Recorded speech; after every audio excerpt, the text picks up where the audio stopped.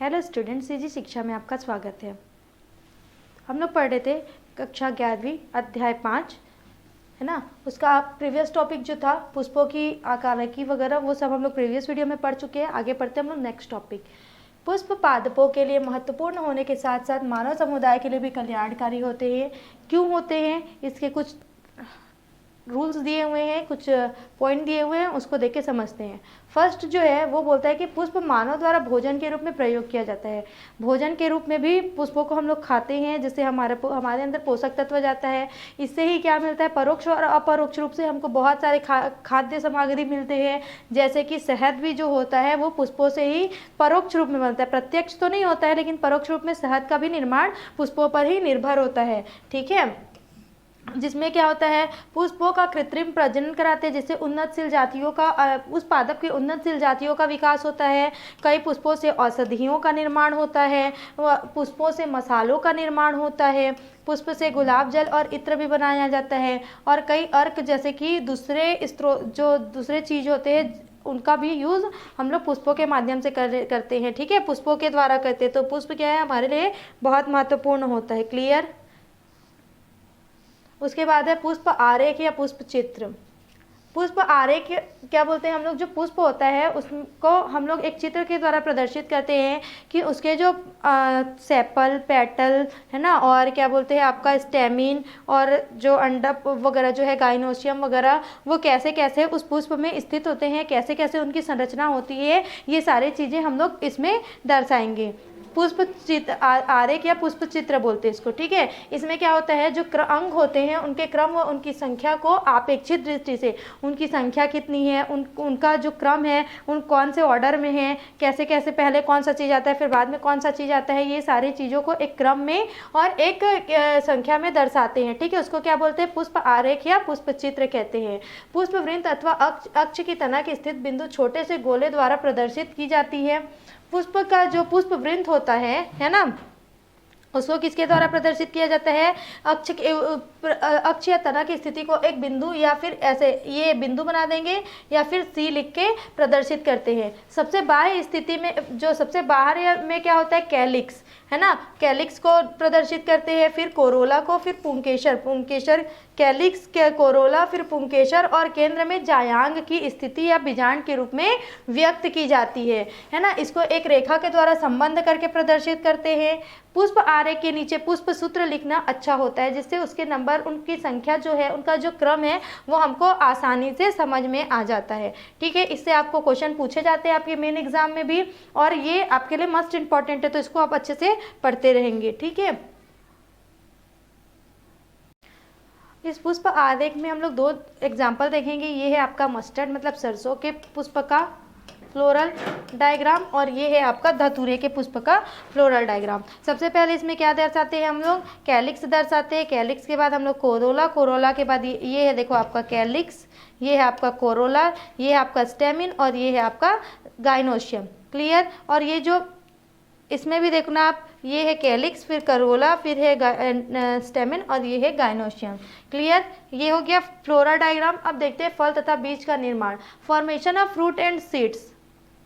Fruit और seed का formation कैसे होता है, तो परिपक्व पुंकेसर के परागकोश परागकणों का निर्माण करते हैं। जो स्टेमिन्स होते हैं, मतलब जो आपके एंड्रोशियम होते हैं, उसमें स्टेमिन्स का निर्माण होता है। जो स्टेमिन्स होते हैं, मतलब देखो ये इसमें क्या होता है, दानों का निर्माण होता है, जिसको क्या बोलते हैं, परागकण बोलते हैं। और ये परागकण क्या करते हैं, स्फुटन करते हैं और जाके गाइनोशियम में एंटर कर लेते हैं। जो गाइनोशियम होता है, स्त्री केसर या अंडाशय में क्या कर लेते हैं, एंटर कर लेते हैं। और एंटर करने के पश्चात क्या होता है, इनमें संयुग्मन होता है, और संयुग्मन होने के पश्चात किसका निर्माण होता है, भ्रूण का निर्माण होता है। और ये जो परागकण जो होते हैं, वो किन किन माध्यमों से अंडाशय में जाते हैं, तो वायु के द्वारा जाते हैं, कीटों के द्वारा जाते हैं, जल अथवा अन्य स्रोतों के द्वारा जाते हैं। यहाँ पर परागकण जो होते हैं, जहाँ पे परागकण विकसित होता है, उसको क्या बोलते हैं, मेल गैमिट। और इसी प्रकार बीजांड को क्या बोलते हैं, जो बीजांड के भ्रूण को, उसको क्या बोलते हैं, एम्ब्रायोसेक या मादा युग्मक का निर्माण करता है। ठीक है, परागकण से विकसित जो परागकण से विकसित जो नर युग्मक होता है बीजांड के भ्रूण कोश के मादा युग्मक से मिलकर नर युग्मक बना देता है। ठीक है, परागकोश जो होता है वो क्या करता है, नर युग्मक बीजांड के भ्रूण कोश के मादा युग्मक से मिलकर युग्मक बना देता है। इस प्रकार हर नर तथा मादा युग्मक के मिलने की क्रिया को क्या बोलते हैं, निषेचन बोलते हैं। जहाँ पे नर युग्मक और मादा युग्मक जो होता है उसके मिलन को क्या बोलते हैं, निषेचन बोलते हैं। जबकि परागकणों का पराग कोषों से निकलकर वर्तिकाग्र तक पहुंचना, देखो पहले क्या होगा, जो आपका स्टेमिन होता है, मतलब जो आपका एंड्रोशियम होता है उसमें स्टेमिन का निर्माण होता है। ये एंड्रोशियम हो गया, इसमें स्टेमिन का निर्माण हुआ। अब स्टेमिन का निर्माण जो होता है उसका वर्तिकाग्र तक मतलब अंडाशय तक पहुंचने की, ऐसा जो अंडाशय होता है वहां तक, ये हो गया आपका अंडा से। अब यहाँ से पहुँच के यहाँ तक पहुँचने की क्रिया को क्या बोलते हैं, परागण बोलते हैं, पॉलिनेशन बोलते हैं। ठीक है, इसको क्या बोलते हैं, स्टेमिन का निकल के अंडाशय तक पहुँचने की क्रिया को पॉलिनेशन बोलते हैं। और वहाँ तक परागकण जब पहुँच जाता है तो नर युग्मक और मादा युग्मक के संयुग्मन की क्रिया को निषेचन बोलते हैं। अब जो निषेचन होता है उसका जो निषेचन जो होता है उसमें क्या होता है, अंडाशय में पुष्प का फल तथा बीजांड का निर्माण करता है। और ये क्या कहता है, फल और बीजांड और फल का निर्माण करने के पश्चात उसमें ही बीज का निर्माण होता है। इस प्रकार परिपक्व अंडाशय क्या कहलाता है, ओवेरी। फल तथा परिपक्व बीजांड ओव्यूल ही बीज का रूप ले लेते हैं। जो अंडाशय होता है ना ओवेरी, वो किसका निर्माण कर लेता है, अंडाशय जो होता है वो विकसित होकर ग्रोथ करके क्या बन जाता है, आपका फल बन जाता है। और जो ओव्यूल होता है, ओविरी के अंदर ओव्यूल होता है, वो क्या होता है, जो बीजांड होता है वो क्या बन जाता है, बीज का रूप ले लेता है विकसित होकर। निषेचन के बाद फल तथा बीज के निर्माण की दशा में पुष्पों में निम्न परिवर्तन होते हैं। कौन कौन से परिवर्तन होते हैं, तो जो पुष्प की वर्तिका तथा वर्तिकाग्र होते हैं वो क्या होते हैं, सूखी गिर जाते हैं। प्रत्येक अंडाशय में क्या पाया जाता है, वर्तिका और वर्तिकाग्र होता है जो सूख कर गिर जाता है। दूसरा बोल रहा है कि पुंकेसर दलपुंज और बाह्य दलपुंज भी क्या होते हैं, सूख कर गिर जाते हैं। लेकिन कुछ पुष्प जैसे सियोलेनेसी कुल के हैं, बाह्य दलपुंज फल बनने के बाद भी क्या होते हैं, लगे रहते हैं। ठीक है, ये क्या होते हैं, अपवाद होते हैं। निषेचन के बाद अंडाशय फल में तथा अंडाशय की दीवार फल भित्ति में रूपांतरित हो जाती है। जब निषेचन होता है उसके पश्चात जो अंडाशय होता है वो फल में तथा अंडाशय की जो दीवार होती है वो फल भित्ति के रूप में हो जाती है। नीचे इसीलिए अब देखना, जो फल होता है वो गूदादार क्यों होता है, क्योंकि जो बीजांड होता है और उसकी जो भित्ति होती है वो मोटी होती है, तो वो क्या होता है, हम लोग बोलते हैं ना गूदादार फल, वही होता है। ठीक है, फिर दूसरा है, नेक्स्ट है आपका निषेचन के बाद बीजांड बीजों में परिवर्तित हो जाता है। वही चीज बताया है। बीजांड का बाहरी अध्यावरण जो होता है बीज का कवच या बीजावरण, और आंतरिक अध्यावरण बीज का टैगमेन बना देता है। ये दोनों मिलकर क्या बना लेते हैं, बीज कोड बना लेते हैं। देखो इसके बाद क्या बोल रहा है, जो बीजांड का बाहरी आवरण होता है वो क्या बना लेता है, बीज का कवच बना लेता है, और बीजावरण जो होता है वो आंतरिक अध्यावरण बीज का टैगमेन बना देता है। ये दोनों मिलकर बीज चोल का निर्माण करते हैं। द्विगुणित निषेचित मतलब नर युग्मक और मादा युग्मक द्विगुणित हो गया। युग्मनज जो होते हैं वो भ्रूण का निर्माण करता है जो कि बीज में सूक्ष्म रूप में उपस्थित रहता है। क्या होता है, बीज के सूक्ष्म रूप में स्थित होता है। यह भ्रूण प्रांकुर, मूलांकुर और बीज पत्रों का बना होता है। जो बीज होता है वो किससे किससे बना होता है, प्रांकुर, मूलांकुर। बीज में क्या होता है, देख रहा सूक्ष्म रूप धारण उपस्थित होता है, इससे क्या होता है, प्रांकुर होता है, मूलांकुर होता है ना, और बीज पत्रों का बना होता है। द्वितीय केंद्रक विकसित होकर भ्रूण स्पर्म एंडोस्पर्म भ्रूण कोश बनाता है जो भ्रूण को पोषण देता है। बीजांड काय निषेचन के बाद पूर्णतः समाप्त हो जाता है। जो बीजांड काय होता है न्यूक्लियस, वो क्या होता है, वो जब फल बनता है तो समाप्त हो जाता है। कुछ पादपों में यह भ्रूण को पोषण देने के लिए पोषक के रूप में विद्यमान रहता है। कुछ पादप जो होते हैं उनमें पोषण देने के लिए पोषक के रूप में विद्यमान रहते हैं, तब इसे क्या बोलते हैं, परिभ्रूण पोष कहते हैं। क्या बोलते हैं, परिभ्रूण पोष। फिर नेक्स्ट है फल की आकारिकी, मार्फोलॉजी ऑफ फ्रूट। परागण निषेचन के पश्चात पुष्प के अंडक का अंडाशय में परिवर्तित होकर फ्रूट का निर्माण होता है। फल के अंदर स्थित जो बीजांड होते हैं उससे बीज का निर्माण होता है। फल के अंदर जो क्या होना चाहिए, बीजांड होते हैं ना, ओव्यूल जो होते हैं वो बीज का निर्माण करते हैं। ये हम लोगों ने पहले ही पढ़ा है ना। अर्धपूर्ण निषेचित होता है, फिर परिवर्धित अर्थात परिपक्व अंडाशय को फल कहते हैं। समझ में आ गया। ये बिना निषेचन के विकसित होने वाले फल को क्या होते हैं, अनिषेचित फल कहते हैं, तथा इस प्रक्रिया को अनिषेक जनन कहते हैं। इसमें से एक क्वेश्चन ये भी पूछा जाता है कि अनिषेक जनन किसको बोलते हैं, तो अनिषेक जनन किसको बोलते हैं बच्चों, तो अनिषेक जनन क्या होता है, बिना निषेचन वाले बिना निषेचन के विकसित होने वाले फल को क्या बोलते हैं? अनिषेचित फल कहते हैं और इस प्रक्रिया को अनिषेक जनन कहते हैं। परागण के पश्चात कुछ वृद्धि नियामक पदार्थों के प्रभाव के कारण अंडाशय की कारिकी में कई परिवर्तन होते हैं। ठीक है, अंडाशय जो होता है उसके दीवारों में कई परिवर्तन होते हैं, जिसके कारण अंडाशय में प्रायः क्या होता है? गुदेदार मृदुतक बनने लगता है। अभी मैंने बताया कि आपको गुदा कैसे बनता है। तो मोटी भित्ति होने के कारण साथ ही साथ बहुत से अम्लों, शर्कराओं तो क्षारों का निर्माण होता है। ऐसी स्थिति होने पर अंडाशय की दीवार प्रायः मोटी हो जाती है, जिसे क्या बोलते हैं? पेरिकार्प बोलते हैं, फल भित्ति बोलते हैं। क्लियर? ये सेब का फल है। सेब के फल को हम लोग काटते हैं तो ऐसा दिखता है, और अगर गोल ऐसे ऊपर से देखो ऐसे काटते हैं तो इस प्रकार का दिखता है। इसको बोलते हैं TS, ठीक है, और इसको बोलते हैं LS। इस प्रकार का काटते हैं तो उसको बोलते हैं LS और इसको बोलते हैं TS। इसको लेटरल और इसको ट्रांसवर्स।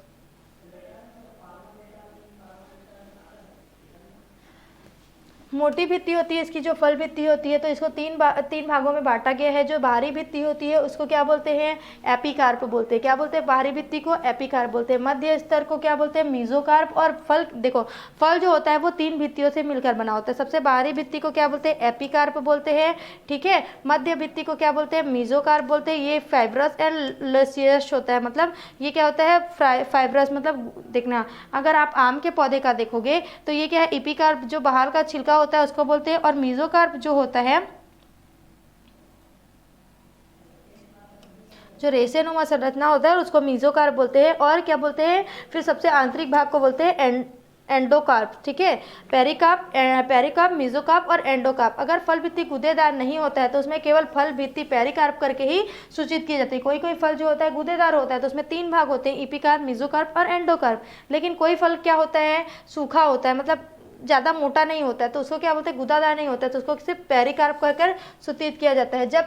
जब फल के निर्माण सिर्फ अंडाशय से होता है तो उसे सत्य फल कहते हैं। हम लोगों ने बोला कि अंडाशय से फल का निर्माण होता है। जब अंडाशय में ग्रोथ होता है, विकसित होता है अंडाशय, तो वो फल का निर्माण करता है, ठीक है। तो उसको क्या बोलते हैं? ट्रू फ्रूट बोलते हैं, सत्य फल कहते हैं। और कुछ पौधों में पुष्प के अन्य भाग से, जैसे कि पुष्पासन से, बाह्य दलपुंज आदि से भी फल बनाने में भाग लेते हैं तथा फल के साथ संलग्न अवस्था में रहते हैं। तो ऐसे फल को क्या बोलते हैं? फॉल्स फ्रूट या फिर कूट फल कहते हैं। फॉल्स फ्रूट या कूट फल कहते हैं। सेब, नाशपाती, कटहल, अनानास और अंजीर, ये क्या है? कूट फल के उदाहरण है। कौन कौन से? सेब, नाशपाती, है ना, कटहल, अनानास। ये आपके ऑप्शनल क्वेश्चन में पूछे जाते हैं, MCQ में पूछे जाते हैं। MCQ का मतलब होता है मल्टीपल चॉइस क्वेश्चन।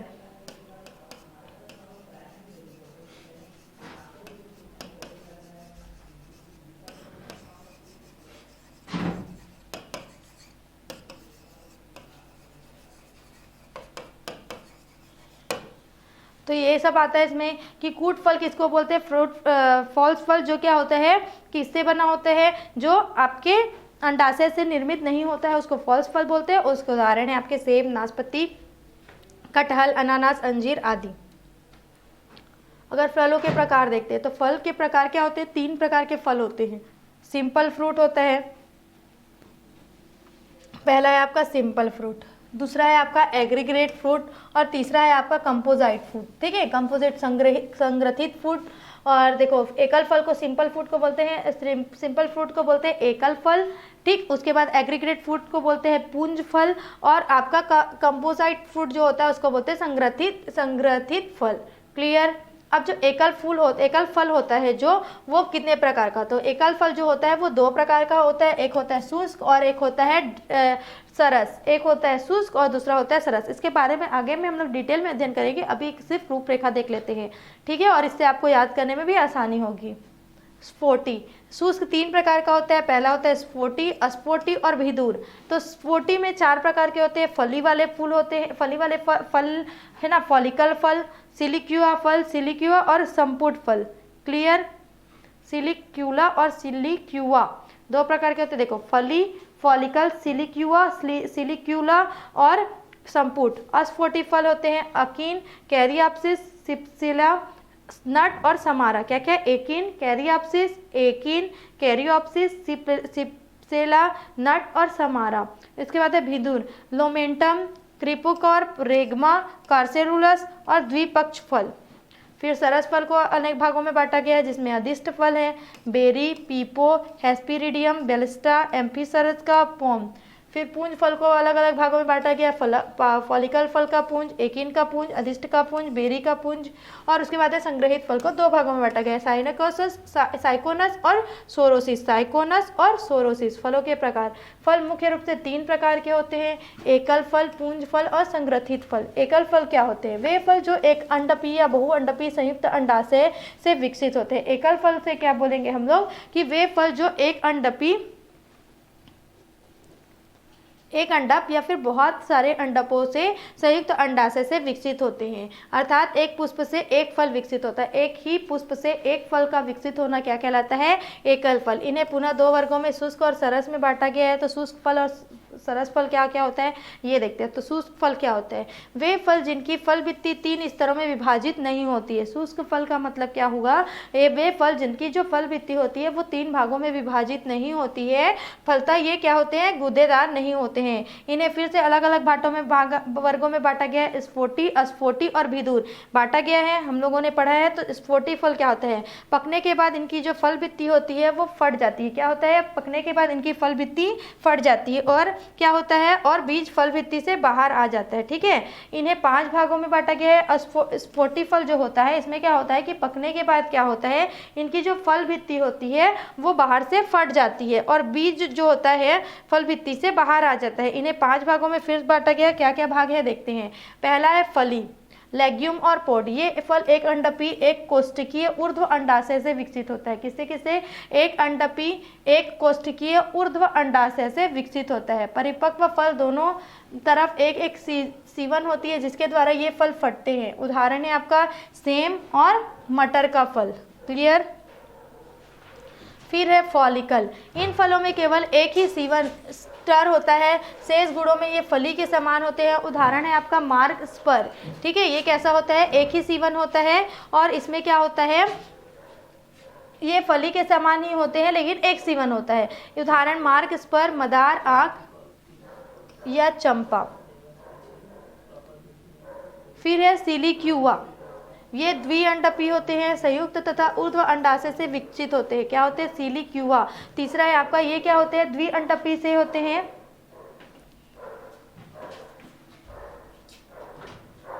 संयुक्त तथा ऊर्ध्व अंडाशय से विकसित होते हैं। आरंभ में अंडाशय एक कोष्ठकी तो होता है परंतु बाद में कूटपट बन जाते हैं। क्या होता है? देखो सबसे शुरू क्या होता है कि जब स्टार्टिंग में फल बनता है पुष्प से तो क्या होता है? ये अंडाशय एक अंडपी होता है, एक अंडप से मिलकर बना होता है। लेकिन बाद में ये क्या हो जाता है? इसमें कूटपद का निर्माण हो जाता है जिससे ये द्विकोष्ठकी हो जाता है। ठीक है। प्रत्येक कोष्ठ में बहुत से बीज पाए जाते हैं। परिपक्व फल में नीचे से स्फुटन होता है। कहाँ से स्फुटन होगा? नीचे से स्फुटन होता है। क्लियर। इससे बीजांडा न्यास के साँचे पर कूटपद तना रह जाता है जिसे रिप्लम कहते हैं। ये फल सरसों के कुल के पादपों में विशेष रूप से पाया जाता है। उदाहरण है आपका सरसों और मूली का फल। फिर है सिलिक्यूला। यह फल समान होता है लेकिन यह लंबाई और चौड़ाई में एक जैसा होता है। कैप्सेला। उदाहरण है आपका कैप्सेला। फिर है संपुट। ये फल बहुअंडपी, संयुक्त ऊर्ध्व या कभी कभी अधो अंडाशय से विकसित होता है तथा विशिष्ट विधियों द्वारा विशिष्ट क्या होता है? स्फुटित होता है। जैसे कि कपास, भिंडी, पोस्त, कटेली और धतूरा के फल। फिर स्फोटी फल के बाद है अस्फोटी फल या एकिनियल फल। अस्फोटी फल को एकिनियल फल भी बोलते हैं। वे फल जो पकने के बाद भी फटते नहीं, फलतः बीज फल के अंदर ही रह जाते हैं। इसमें क्या होता है? जब फल क्या हो जाता है आपका? मैच्योर्ड हो जाता है, विकसित हो जाता है। लेकिन ये क्या होता है? पकने के बाद भी यह जो फल होता है ये स्फुटित नहीं होता, फटता नहीं है। इसके जो बीज होते हैं वो कहाँ रह जाते हैं? फल के अंदर है। ये भी 5 प्रकार के होते हैं। पहला है एकिन। ये फल एक अंडपी ऊर्ध्व अंडाशय से विकसित होते हैं और एक कोष्ठकीय तथा एक बीजीय होते हैं। क्या होता है? ये फल जो होते हैं वो एक अंडपी होते हैं, एक अंडप वाले होते हैं, ऊर्ध्व अंडाशय से विकसित होते हैं और ये एक कोष्ठकीय तथा एक बीजी होते हैं। एक कोष्ठक वाले होते हैं और एक बीज वाले होते हैं। उनकी फल भित्ति जो होती है वो बीजावरण से अलग होती है। उनकी जो फल भित्ति कैसी होती है? बीजावरण से अलग होती है। सामान्यतः यह फल पुंज के रूप में पाए जाते हैं क्योंकि ये प्रायः बहुअंडपी स्वतंत्र अंडाशय से उत्पन्न होते हैं। उदाहरण नरीवेल या क्लीमेटिस। फिर दूसरा है कैरियोप्सिस। ये क्या होता है कैरियोप्सिस में, ये एक अंडपी भी होते हैं और ऊर्ध्व क्या होते हैं, ऊर्ध्व अंडाशय से विकसित होते हैं और एक कोष्ठकीय एक बीजी होते हैं। इनमें भी एक बीज होता है, एक कोष्ठक होता है। इनकी फल भित्ति जो होती है वो बीज आवरण से संयुक्त होती है। बीज आवरण और फल भित्ति एक जैसा होता है। ये फल ग्रामीणी कुल के विशिष्ट लक्षण हैं, जैसे कि गेहूं, धान, मक्का आदि। फिर है सिप्सेला, ये फल जो होते हैं द्विअंडपी संयुक्त अधो अंडाशय से विकसित होते हैं। उनकी फल भित्ति बीजावरण से पृथक है। इन फलों में रोमिल बाह्य दल चक्र होता है, जिसे क्या कहते हैं, पेपस। किसमें होता है, सिप्सेला के जो सिप्सेला जैसे जो फल होते हैं वो कैसे होते हैं, द्विअंडपी होते हैं, दो अंडप वाले होते हैं, संयुक्त होते हैं, जुड़े हुए अधो अंडाशय से विकसित होते हैं। उनकी जो फल भित्ति होती है, फल की जो भित्ति होती है वो बीज आवरण से पृथक होती है। इनकी फलों में रोमिल बाह्य दल चक्र से इन फलों में रोमिल बाह्य दल चक्र क्या होता है, फल से लगा रहता है, जिसे पेपस कहते हैं। यह फलों के प्रकीर्णन में पैराशूट का कार्य करता है। फलों का प्रकीर्णन, फल जब फटते हैं और उनके जो बीज जो होते हैं उनमें क्या होता है, पेपस जो लगा होता है वो उड़कर दूसरे जगह में जाते हैं और नए पौधे का निर्माण करते हैं। ठीक है, इसलिए पेपस का जो कार्य होता है, वर्क होता है, उसको क्या बोलते हैं, पैराशूट जैसा कार्य करता है। यह फल एक कोष्ठकीय और एक बीजी होते हैं। यह फल कंपोजिटी कुल का विशिष्ट लक्षण है। कौन सा, सिप्सेला फल। ठीक है, जैसे कि गेंदा, सूर्यमुखी, है ना, डेंडेलियन, गेंदा, कॉस्मोस आदि के जो फल होते हैं वो सिप्सेले फल होते हैं। क्लियर। फिर हो गया नट, ये फल जो होते हैं, नट्स जो होते हैं वो कहते हैं एक कोष्ठकीय होते हैं, एक बीजीय होते हैं। ये द्वि या बहुअंडपीय संयुक्त ऊर्ध्व अंडाशय से विकसित होते हैं। इनकी जो फल भित्ति होती है वो कठोर और काष्ठीय होती है। इनका जो फल भित्ति होता है कैसा होता है, कड़ा होता है और काष्ठीय होता है। उदाहरण है आपका लीची का फल, काजू, ओक, सिंघाड़ा आदि। फिर है समारा, ये फल एक बीजीय होते हैं जो द्विअंडपीय संयुक्त ऊर्ध्व अंडाशय से विकसित होते हैं। इनकी जो फल भित्ति होती है वो पंख के समान चपटी होती है, जो फल के वायु के प्रकीर्णन में मदद करती है, जैसे कि चिलबिल। फिर तीसरा है आपका भिदुर फल। ठीक है, शुष्क फल का तीसरा आपका प्रकार है, तीसरा वर्गीकरण है आपका विदुर फल। विदुर फल क्या होता है कि ये फल पकने के बाद एक बीज युक्त खंडों या मेरिकार्प में विभक्त हो जाते हैं।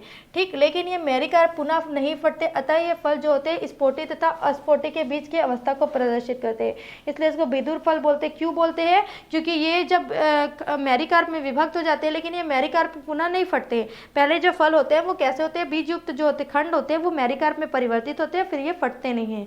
तो ये क्या हो जाता है, ये स्फोटी और अस्फोटी दोनों की जो अवस्था होती है उन दोनों को प्रदर्शित करते हैं। ये भी 5 प्रकार के होते हैं। पहला है लोमेटम।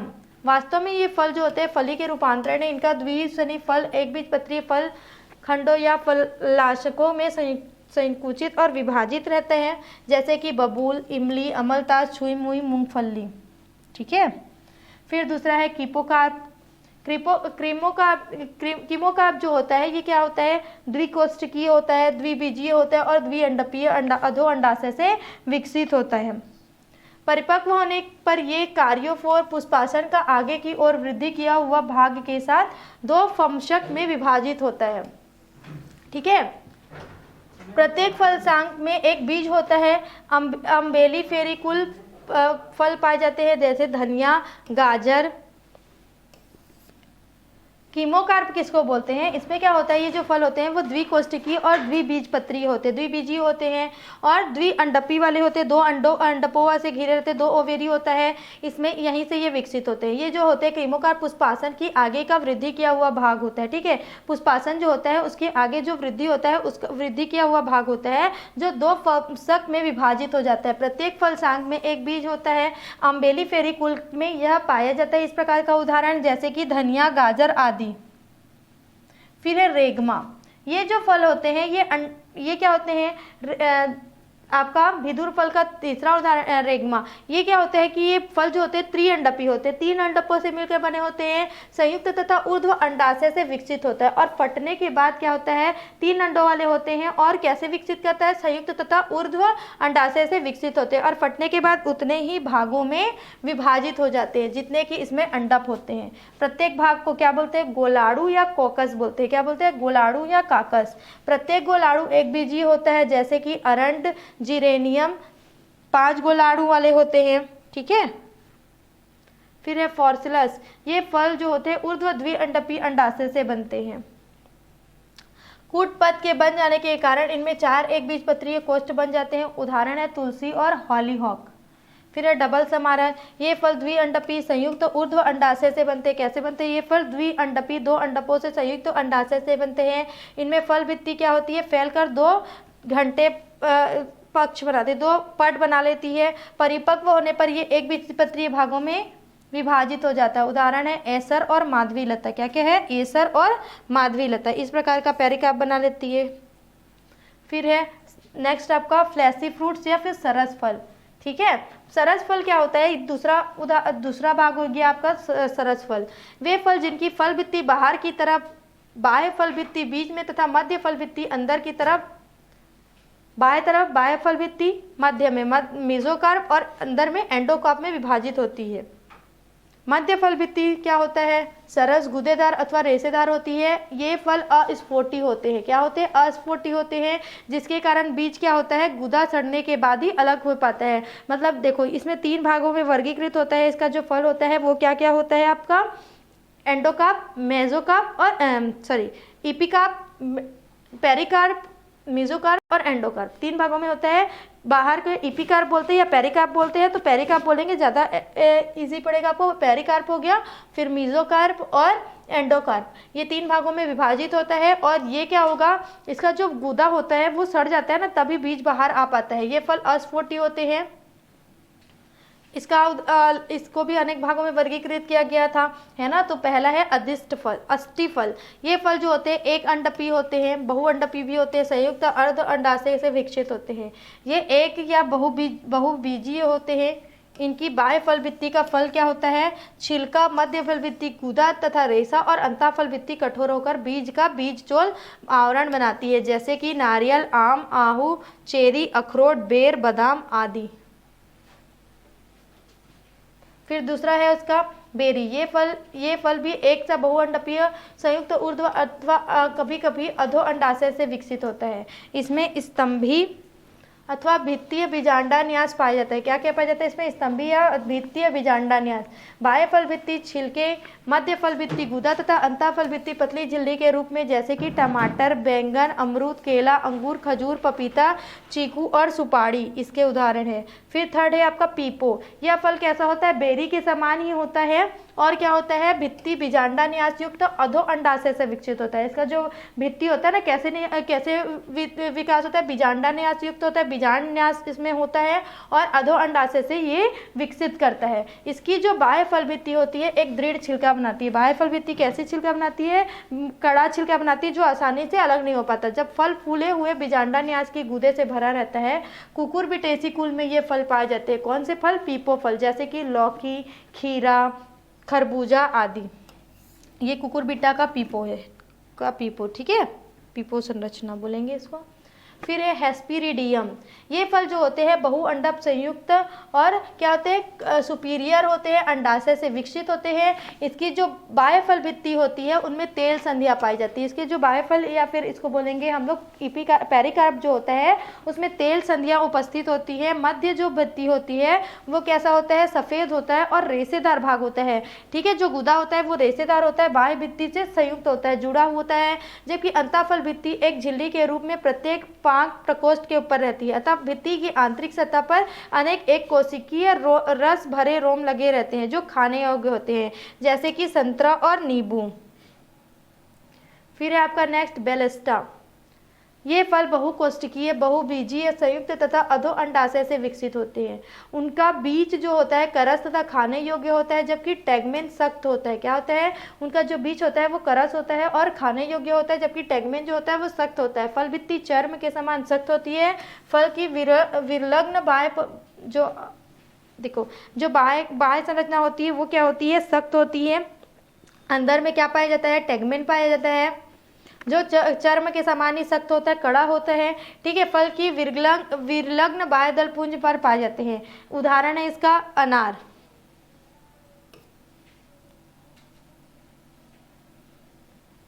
एम्फीसार्का। नेक्स्ट है आपका एम्फीसार्का। ये जो फल होते हैं वो बहुअंडपीय होते हैं, युक्तांडपीय होते हैं, बहुकोष्ठकीय होते हैं और ऊर्ध्व अंडाशय से विकसित होते हैं। इनका फल भित्ति कठोर होता है, जबकि मध्य तथा अंतः फल भित्ति मांसल होता है, जिसमें बहुत सारी बीजें बिखरी हुई होती हैं। मध्य भित्ति जो होता है वो बीजांडान्यास खाने योग्य होते हैं, जैसे कि आपका बेल।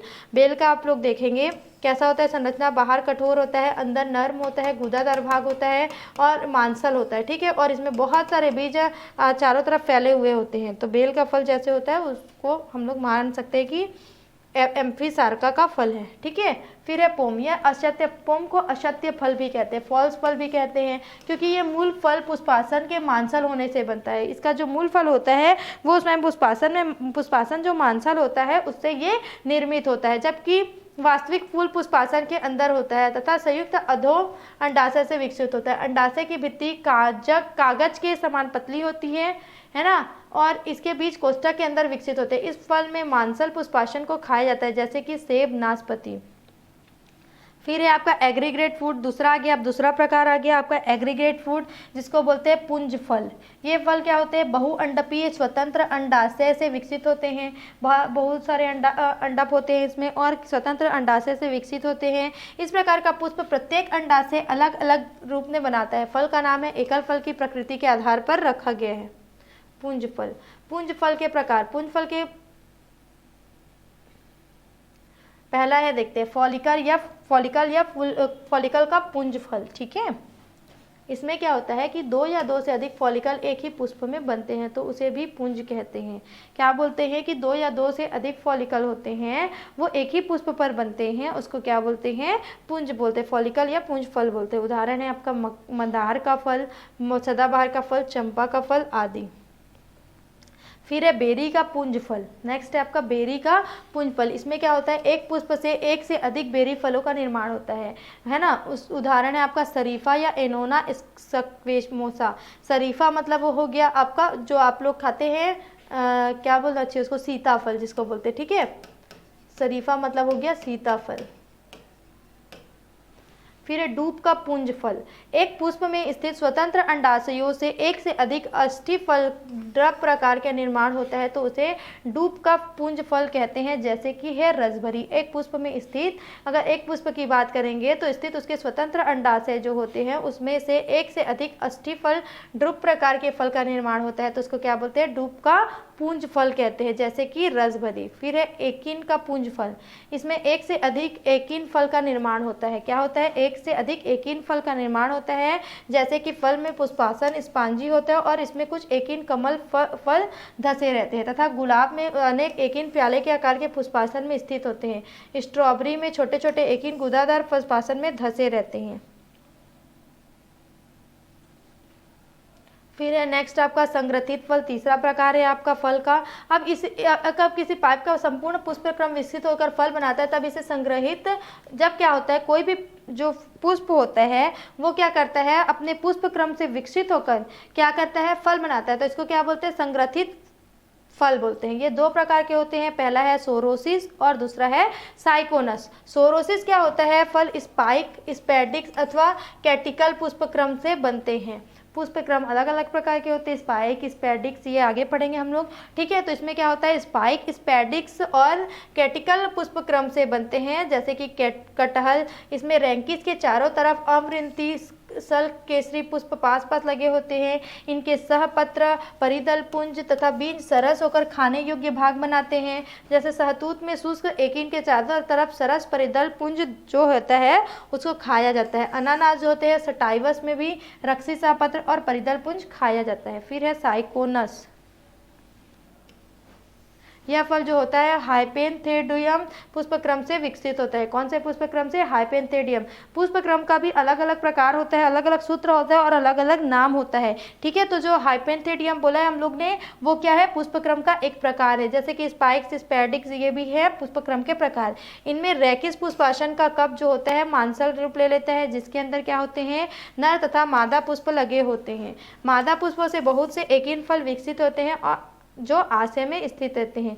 इन फलों में रैकिस मांसल पुष्पासन खाने में काम आता है। उदाहरण है अंजीर, बरगद आदि। अब देखते हैं कि फल का कार्य। फल का कार्य क्या क्या होता है? यह बीजों को सुरक्षा प्रदान करता है, यह बीजों को वितरण में मदद करता है, यह परिस्थिति में जब पूरे फल एक बीज के रूप में बोया जाता है जैसे कि गेहूं, मक्का इत्यादि, तो यह भ्रूण को क्या करता है? पोषक तत्व प्रदान करता है। फल शर्करा, कार्बनिक अम्ल, विटामिन, खनिज लवण इत्यादि के स्रोत के रूप में कार्य करता है। फल में क्या क्या पाया जाता है? बहुत सारे क्षार होते हैं, बहुत सारे अम्ल होते हैं और बहुत सारे शर्करा वगैरह होते हैं। खनिज लवण जो होते हैं वो फलों से प्राप्त होते हैं। ये भोजन का प्रमुख स्रोत है।